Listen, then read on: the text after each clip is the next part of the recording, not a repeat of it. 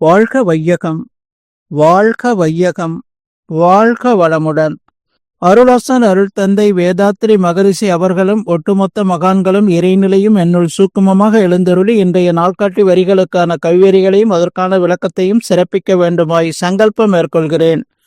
அனைவரையும் பணிவோடு முதற்கண் வணங்கி ஆரம்பிக்கலாம் என்றிருக்கிறேன். அனைவருக்கும் இனிய காலை வணக்கம். வாழ்க வளமுடன். சாமிஜியினுடைய இன்றைய நாள்காட்டி வரிகள்: அறம், தவம், மெய்விளக்கம் என்ற மூன்றும் மனிதன் செயல்களையும் அறிவையும் சீர்திருத்தி தெய்வ நிலைக்கு உயர்த்துகின்றன என்று சாமிஜி இந்த நாள்காட்டி வரிகள் கொடுத்திருக்காங்க. இதற்கான கருது வரிகள்: தெய்வ அறிவே திருந்திய அறிவாம், ஒய்யும் நல்வழி உள்ளுணர் தவமே, செய்ய வினைகளை சீர் செய்திட ஐயமில்லை அரும்பிறவி தொடர் என்று திருமூல மகரிஷி சொல்றாங்க. சுவாமிஜி சொல்லும் போது, தவமுறையும் அறநெறியும் பட்ட தருக்கென்று தன்முளைப்பு அற்று போகும், பலவினைகள் புதிதியலா பெண்ணும் செய்த பதிவுகளும் மறைந்து மெய்ப்பொருளும் காணும், சிவநிலையை சிவநிலை உணர்ந்து கொண்டால் சிறுமை தரும் மனமயக்க மாயி ஏது, எவரெனினும் இவ்வழியால் என்று உய்ய ஏது வழி வேறு உலகில் எண்ணி பாரீர் என்று சுவாமிஜி நமக்கு இந்த கவிதை வரிகள் கொடுத்திருக்கிறாங்க.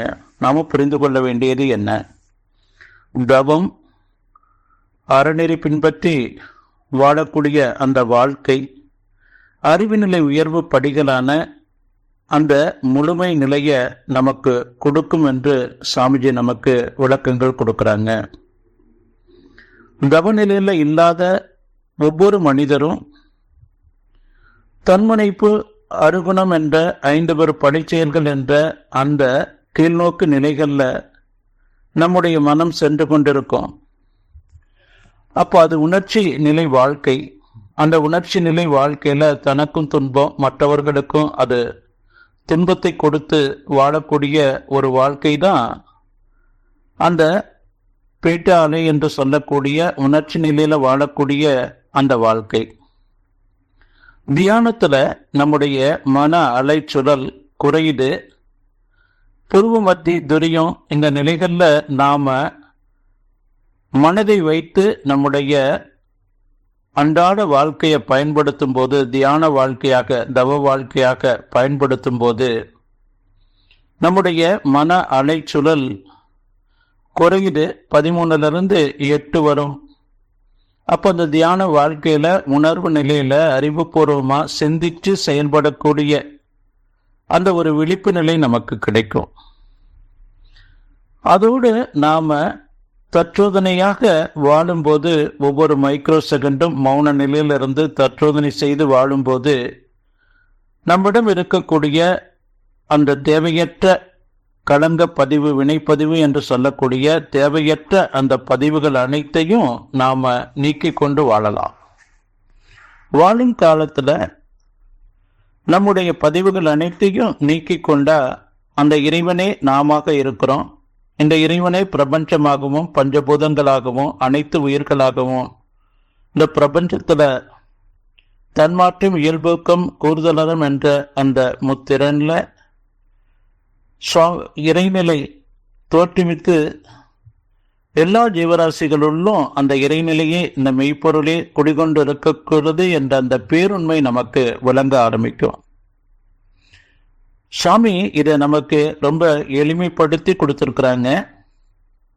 ஆக்னை தியானம் கொடுத்திருக்கிறாங்க, துரியதவம், அதே போல அந்த துரியாதீத நிலை, பெரியக்க மண்டலம், சுத்தவெளி.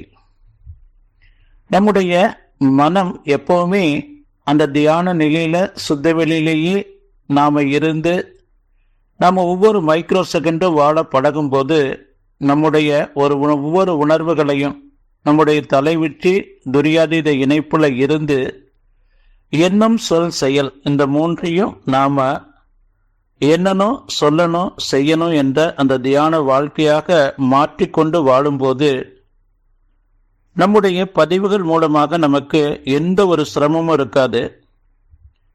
அதோடு அல்லாமல் தவம், மௌனம், தற்சோதனை, குணநலம், முழுமை பேறு என்ற அந்த மெய்யுணர்வு நிலை நமக்கு கிடைக்கும்.